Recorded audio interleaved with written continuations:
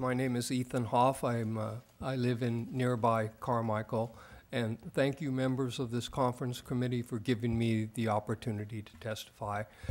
I have my story documented, and I'd like to be able to provide this to you. Yes, if you can, one of the sergeants will pass them out. Thank you very much for having written testimony. That's always very, very helpful. Fortunately, I haven't been foreclosed, and I'm working to avoid that. This morning, I heard from some of the others, and you're going to hear from Celeste, and so I feel really lucky that I'm not in that position today. The reason I'm here is I got behind on property taxes, and part of it was due to a failed small business. My wife had a little boy's clothing company that during the worst time for the economy, it didn't take off. And she became disabled with degenerative disc disease. So I got behind on property taxes. I always continued to maintain my Wells Fargo mortgage payment, and I've not missed one payment. So I'm current on that, but the property taxes have added, as of this month, $975 to my monthly payment. So my issue is with the modification process. Back in August, I contacted Wells Fargo because of the property tax issue, and I was told by them that if you want to keep your home, there may be a program that can help you, the HAMP program, and that typically this takes 30 to 45 days, and that I would be assigned a single point of contact. Well, that was really exciting news to me, but now, 9 months later, it still is not resolved. I've had to speak to 25 Wells Fargo representatives, and most of the time I get a different opinion from each one. I've had over 75 calls. I've documented my call log with the employee and their employee number. Actually, due to disconnections and voicemails being full, there's well over 100 calls that I've made. I've placed 27 faxes, some as many as 29 pages. This is my modification binder. As you can see, it's busting at the seams with information that I have provided Wells Fargo.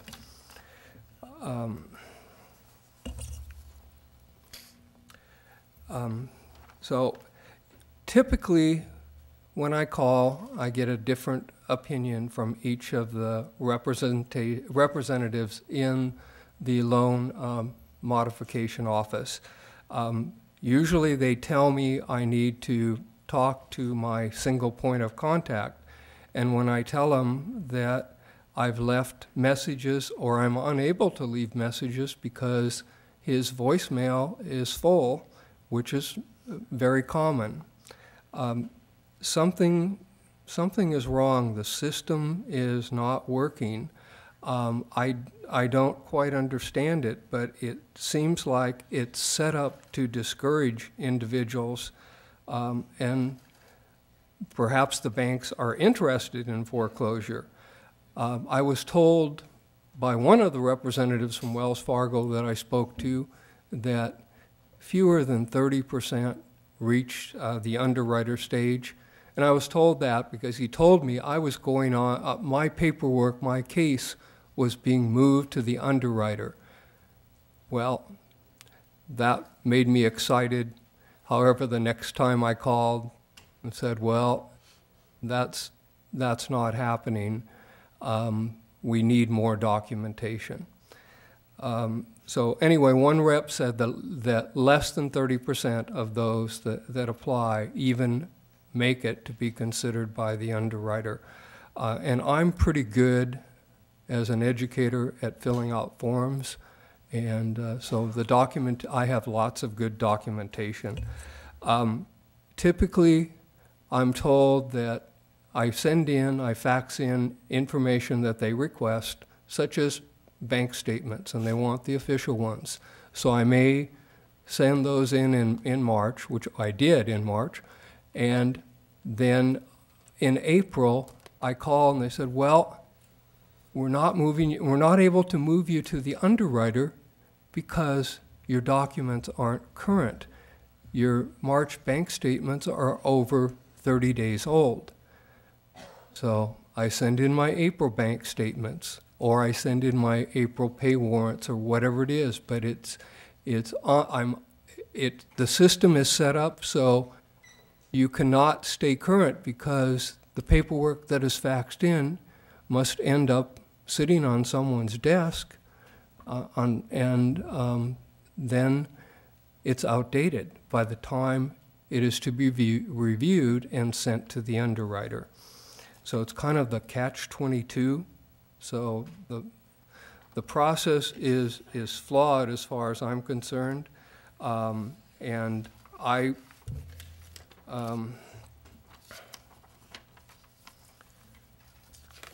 let me go through my notes. I don't know whether it's just that I've been unlucky or that my single point of contact is incompetent or that they're lacking in staff.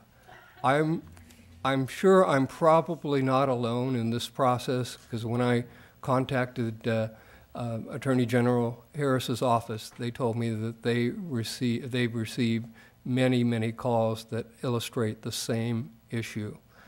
So I'm not sure what Wells Fargo's motive is. I'm not sure what is happening with the $18 billion that's supposed to be available to help. Mr. Hoff, you have about a little bit less than 2 minutes, if you could. Okay, I'm almost done.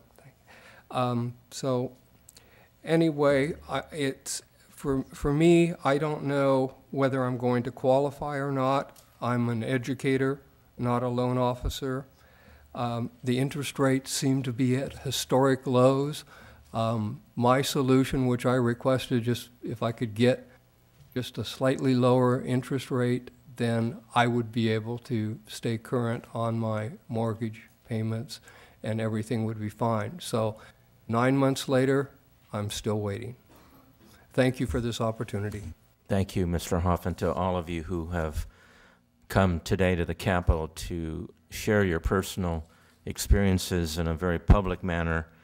We appreciate your ability to do that and to help us as legislators to understand those of you in the community that are directly impacted. Thank you very much. If you'll stay, we may have some questions later on. Our third panelist, I believe, is it Celeste Singh, a homeowner? If you could identify yourself any further if you wish.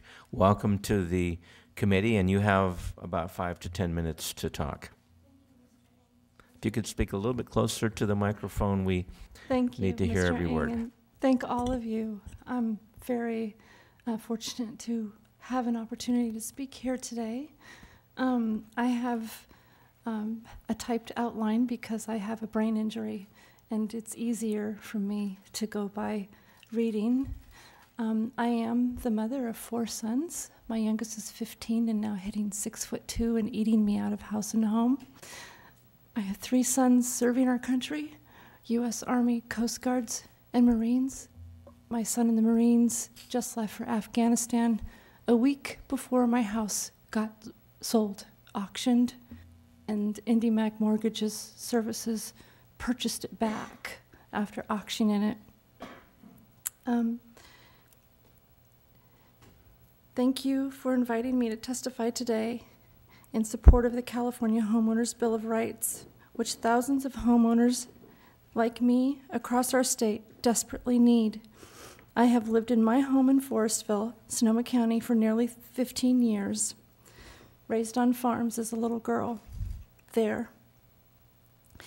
In that home, I have raised amazing sons, 3 of whom are currently serving the United States military. In 2006, I was a victim of a predatory lending and received an adjustable mortgage rate. At first, my mortgage payments were $800 a month. But after 1 year, they jumped to $2,400 a month, which is more than I was able to afford.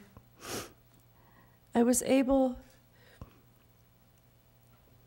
to receive a 3-year modification from my lender, IndyMac, after which my payments would go back to $2,400 a month. In 2009, I was in a serious vehicular accident that left me with a severe brain injury and unable to work. Later that year, while I was undergoing intensive recovery, I applied for and received another modification that kept my payments affordable. I was so happy to be able to stay in my home, especially as I recovered from the accident. I also joined Santa Rosa Junior College as a side note here and entered into the brain injury program. I'm graduating in 2 weeks with my associates in humanities and the fine arts, thanks to the disability department that we have. IndyMac began cashing my mortgage checks, but 1 month later, I was told my modification application was denied because they claimed not to have received my paperwork. Despite the fact that I had been working with HUD counselor and had made constant attempts to contact the bank and had submitted a doctor's letter documenting my brain disability. Only 1 week later, IndyMac changed its denial reason and told me that my denial was based on unknown specific criteria. I still have no idea what that means. I was told to reapply by IndyMac in September 2009, which I did. I was in the process of completing the modification at their direction when I received a notice of trustee's sale posted to my door. I was not denied for the modification until after the trustee's sale was scheduled. To prevent the sale of my home, and despite the intervention of Senator Feinstein's office, I had no choice but to declare bankruptcy. Nevertheless, I continued to make the modification payments, and IndyMac continued to cash the checks.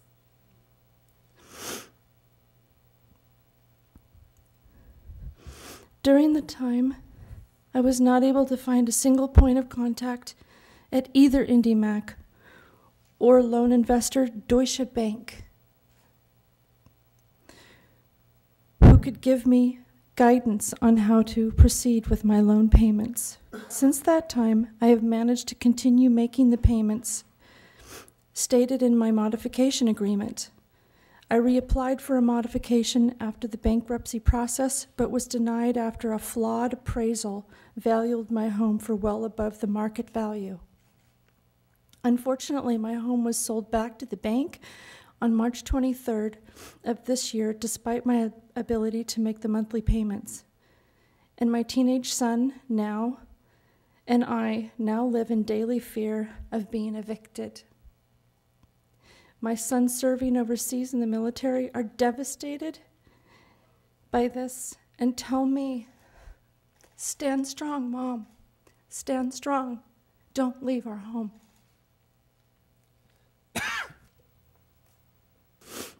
They took an oath to serve for justice and equality, an oath that too many from many different ethnic backgrounds have died for in this country.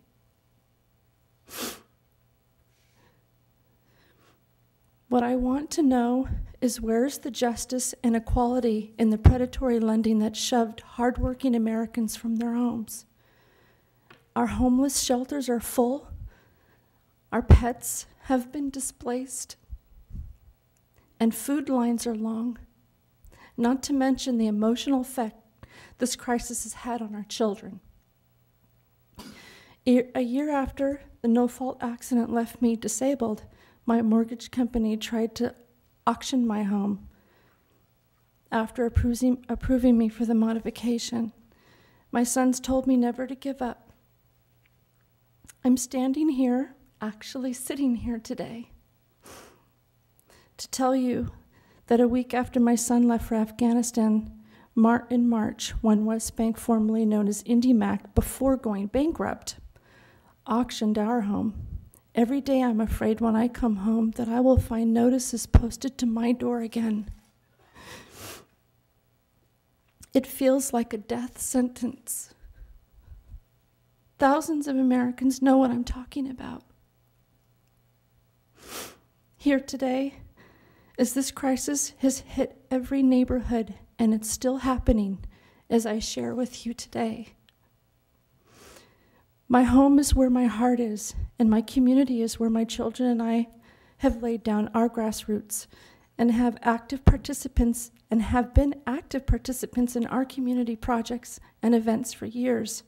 Myself and my son Forrest, who's in the Coast Guard, started a Giving Tree project when he was just 7 together for our children in our own community. Our home has seen memories of joy, laughter, tears when my sons go to war. Our home is our sanctuary, and my sons have always known I will be there for them, even in times of war. Speaking of war, I knowingly accepted this loan in 2004 that would allow me to save an extra $200 a month to pay bills and feed my children, while my son was leaving to Iraq after 9/11. But what I didn't know was that I accepted a bad loan from a predatory lender whose office had just happened to burn down. Ms. Singh, we have about a little bit less than 2 minutes left. Okay, Thank sorry. you. I tried to get out of this bad loan but failed. I went to workshops to seek help only to hear of another woman's story whose house was taken and stripped of its goods while Wells Fargo entered and took everything out of it while she was under the knife having breast cancer removed. I myself suffered. The time has come for leaders, our leaders, to put the brakes on these unjustified foreclosures. Thank you very much for listening. Ms. Singh, I think I speak for the committee to tell you how deeply sorry we are for your circumstances and how appreciative we are that you would take the time to come and share your deepest concerns with us, and we can't help but be moved. Thank you very, very much for that very, very moving testimony.